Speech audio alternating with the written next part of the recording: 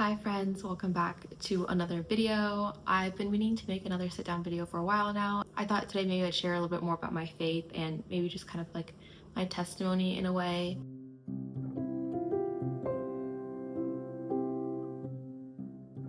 So yeah, I've been Catholic my entire life. My family's Peruvian, and so Catholicism is pretty prominent in Peru. So the majority of my family, like my extended family, is also Catholic. So growing up, that's like kind of like all I knew. We would go to mass every Sunday. I did my baptism as a baby, went through my first communion, and then my confirmation. Yeah, during this time, like going to mass and all of that was just like it was just routine. It's like what we did. It was more so like that was my parents' religion, and it wasn't necessarily like something I actively, I guess, thought about. But then in middle school, I had a friend who invited me to the after school program for like middle schoolers at my parish. And that was the first time that it was like me going to church like without my family. And also like growing up, like we would go to Spanish mass. And so I was like used to being like, so I was used to kind of more like the crowd of like my parents and like people their age and like their families, rather than it being like people I went to like school with and that I knew. And so at this middle school program, um, yeah, it was fun because we'd do like games and whatnot, but also we'd have like small group discussions, and I kind of started learning more about my faith through those. And I guess that was the start of like my faith becoming more of my own. Then kind of moving on to high school, similar thing. Now like going into our confirmation program.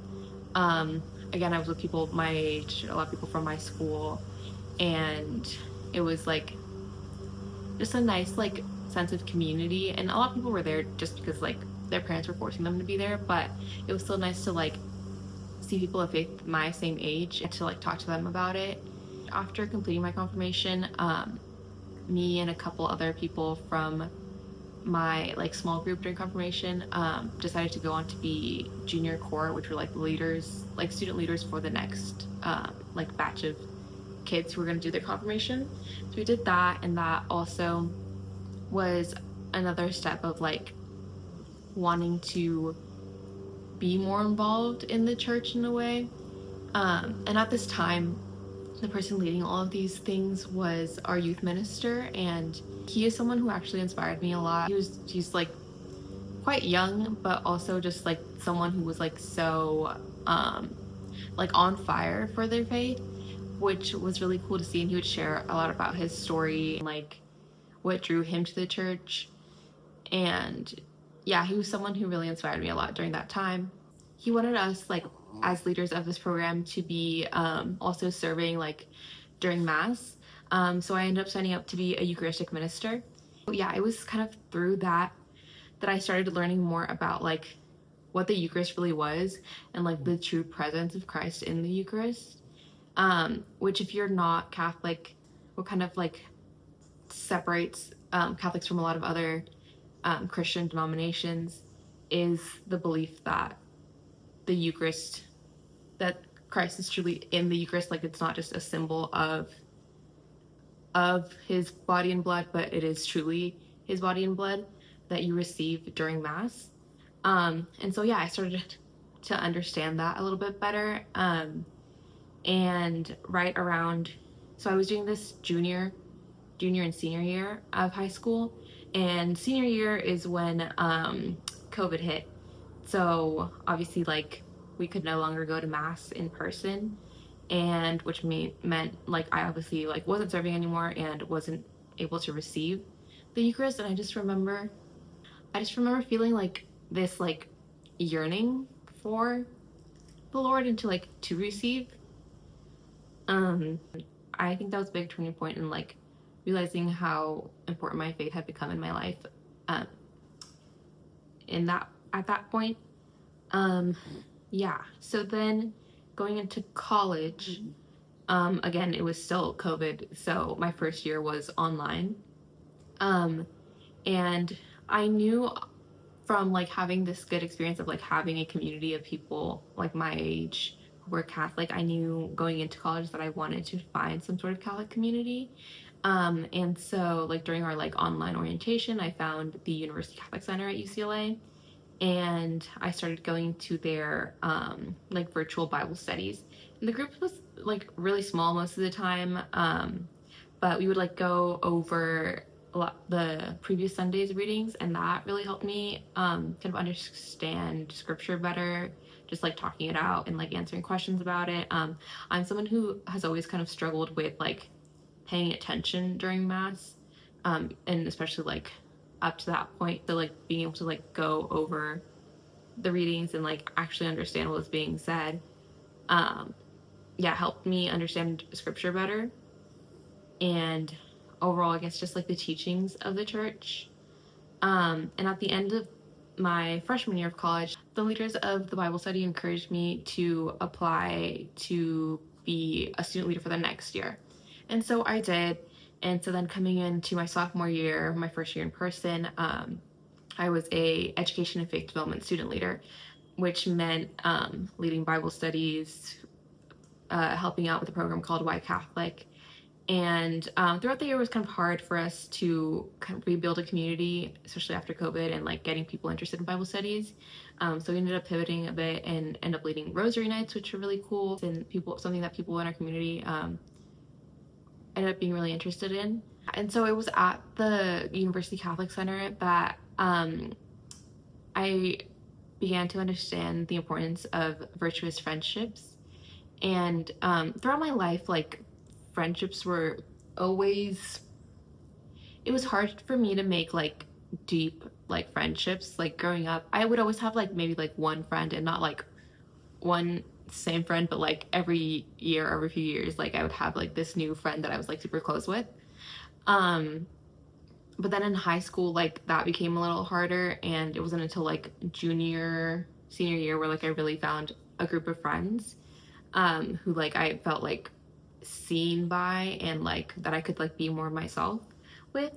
But then in college, like it became a lot easier to make these friends when we had like this we had like our faith to bring us together and like have like that like I guess common ground. And like I think it's so much easier to get like deep and like feel closer to someone a lot faster when you have like Christ at the center of your friendship, and any relationship, honestly. But yeah, it's like so much easier to get closer when you can have these like deep conversations pretty early on in your friendship. And yeah, a lot of the girls at the center who ended up being close friends of mine were a year older than me, because with COVID, like it was kind of hard to build up a community of students from our year, but the people from the year before had gotten really close in the few months that they had on campus before COVID. And yeah, so a lot of my friends ended up being the girls from who were a year older than me. And that was something I really appreciated. As someone who grew up with an older sister, I really appreciated like having that like older sister energy and bond with a lot of them. And yeah, like obviously like being in college, I was hours away from like my family and my sister, and so I really appreciated having them, and also having like being able to have conversations about our faith and like just everything with them. And they were really great I guess role models in that. I remember talking to one of my friends who, it was like towards the end of I want to say like fall quarter. I think we were about to go into like winter break. And I'm someone whose like identity, especially growing up, was very much rooted in being like a student and being a good student. And it was like I really seeked like academic validation. And yeah, I remember that quarter I had some sort of class that I like was just like not doing well in, and was like really worried about. And I was telling my friend that, and she said, just like kind of like being silly, but like she said, there's no GPA in heaven. And I said, oh yeah, that's funny. Um, and then I remember like weeks later, like being on break, being like so stressed out about like I don't know what my grade in this class is gonna be. Like, what if I failed? Like, what if I have to retake it? I just like I feel like I did horrible in the final. Her words like came back into my head, and I was like, you know what? Yeah, like there is no GPA in heaven, and like obviously like grades matter, and like especially like as someone who wanted to go on to do like grad school, like my GPA was gonna matter, but like in the grand scheme of things, like it really doesn't matter. Like doesn't matter, and I think it was like helpful to kind of work on shifting my like value and my worth from being like a student to just being like beloved daughter of God.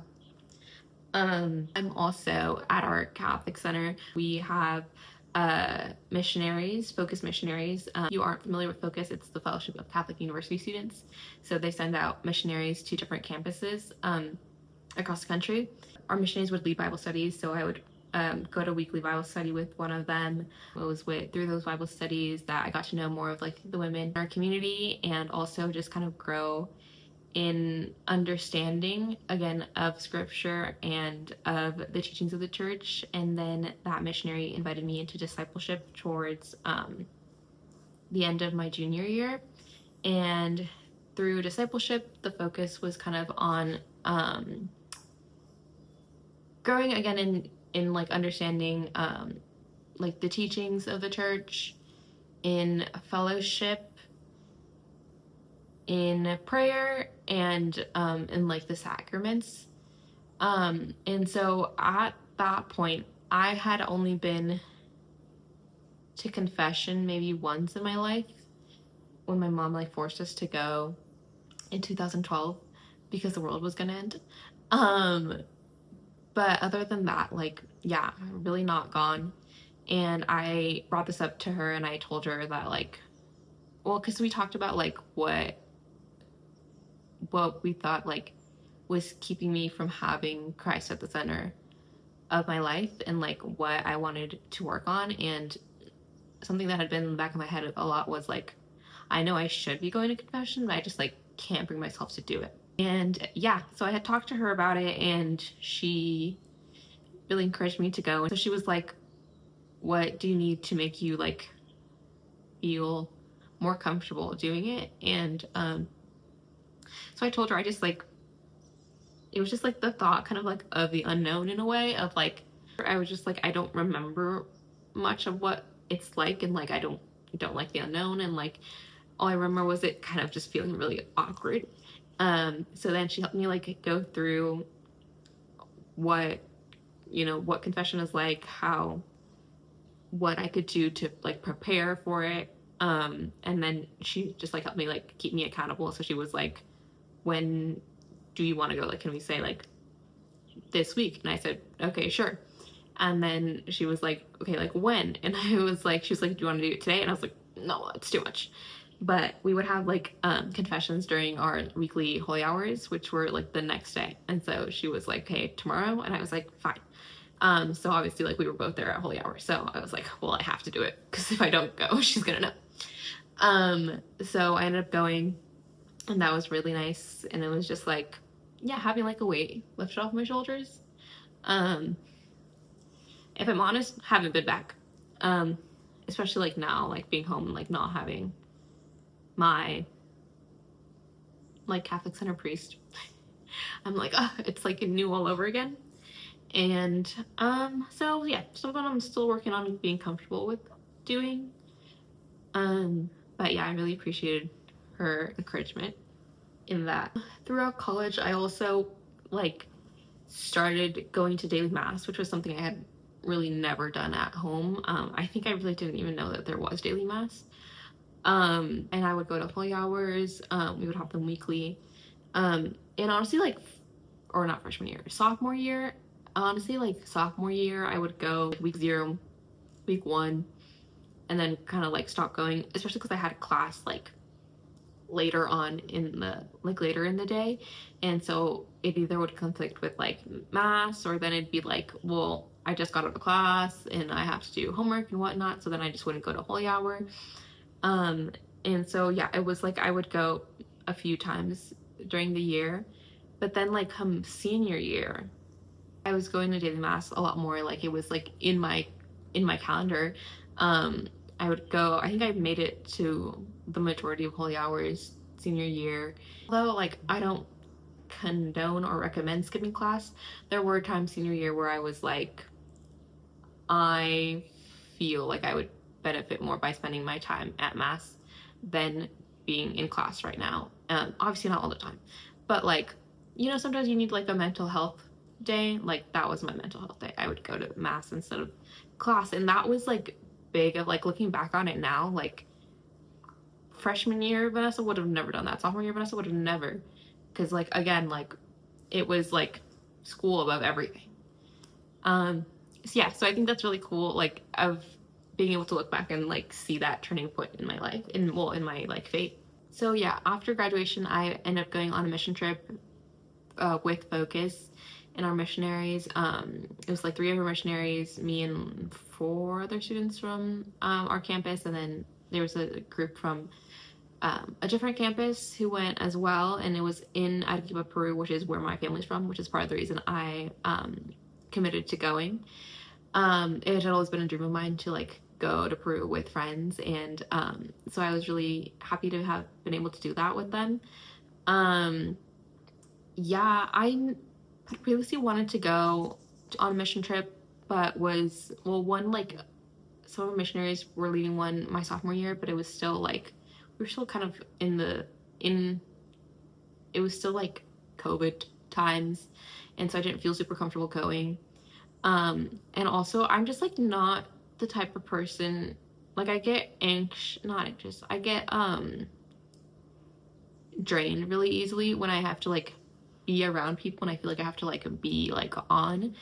I get, yeah, so I like get stressed about like having to go places like with people who are my family for like multiple days in a row and like have to be around people for like hours at a time.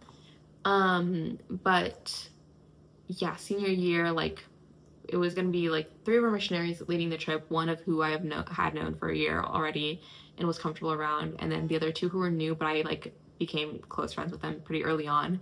And so at that point I was like, okay, like I can do this trip. And so committed to doing that. Part of it is fundraising your like the trip, the cost of the trip. And through that, like it was really amazing to see like how generous people are.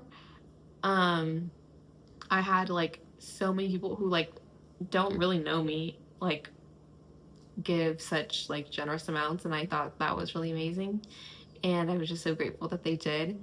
But yeah, on this trip it was one like great to like be in Peru with friends and like get to experience that and get to show people more of my culture. And then for the mission trip, we worked with disabled children at an orphanage, and it was just so beautiful to like witness their joy and their love, despite the challenges that they had. And on top of that, also like all these boys were cared for by like seminarians and priests, I think, but it was all men, which I think really struck me because I don't know, I think up until that point, like when I think of like caretaking, it always feels more like maternal, like it's what mothers do, but to see like these men live out their vocation was just so beautiful, and to see just how much love they had like for each and every one of these kids, like they were their own children. That was just really powerful. So after this trip, came back home, and then pretty quickly began my master's program. And this is where there was a bit of a shift. Like I had to now figure out what my faith looked like without having that community with me.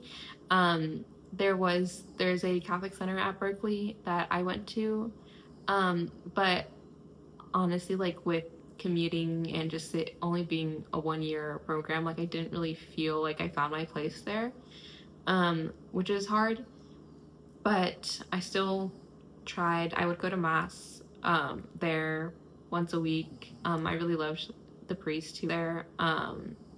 He was great. And I met a few people. But yeah, I would go to mass on campus like once a week and then go to mass at my home parish as well, and then would stay for like adoration for a bit, honestly, for like 30 minutes once a week during this time. So it definitely was a hard change of like going to these things like alone and like having to be a lot more intentional about doing it, because it's obviously like so much easier to like go to mass or go to a holy hour when I know like I get to do that and I get to see my friends afterwards. So it was definitely like a change to like have to go by myself. And yeah, so I think during this past year, what I've been really focusing on is building trust. I have been praying the Litany of Trust and the Surrender Novena pretty frequently over this past year. Someone gave me like a little Litany of Trust booklet like forever ago. I think it might have been one of my missionaries. And I've had it like just like on my nightstand for the longest time and just like never really opened it up. But I remember on that mission trip, one of our missionaries was talking about how the Litany of Trust had helped him, and I remember he showed it to me, and so I thought, okay, like maybe I'll give this a try. And the Surrender Novena we prayed during mission, and so those are kind of two things that I've been leaning on this year. I've always like, if you would have asked me like years ago what my like favorite Bible verse was, I like would always say Jeremiah 29:11, which is, "For I know the plans I have for you, declares the Lord, plans for good and not disaster, to give you a future and hope." And like that's always been a verse that has stuck with me because my parents have always like emphasized, like the idea of like God's plan. Growing up, there was a lot of like, I guess, uncertainty in our lives. And so like, yeah, my parents would always say like, well, God has a plan. So that was always like something that had stuck with me. But truly like this year, I've been like, okay, like what does that mean? And like, I've always said like, okay, like I know I need to trust the Lord, but like it's hard. And it's like, as someone who's like likes to be in control of everything, like it is hard to like just let go. So that's something that like definitely been like relying on this year, especially with like, at first it was like coming into grad school not knowing what that was going to be like, and then like now like applying to PhD programs and like just the overall of like what's next, like being able to just like know that like God's got me, and then just like aside from that, like with everything that goes on that's been going on in the world, in the country, just in my life, like yeah, just like hard moments this year. I've really tried to like redirect any kind of like anxiety or like worry that I've had into prayer, which has been really helpful. So yeah, that just kind of brings us to where I'm at now. Still just working on growing and trusting. Obviously like my faith hasn't always been perfect, but that's okay because the Lord he's with me through it all. Yeah, but I guess that's all for this video. Thanks for letting me share my story. If you have questions or anything you want to share, drop them in the comments, and I'll see you guys next week. Bye.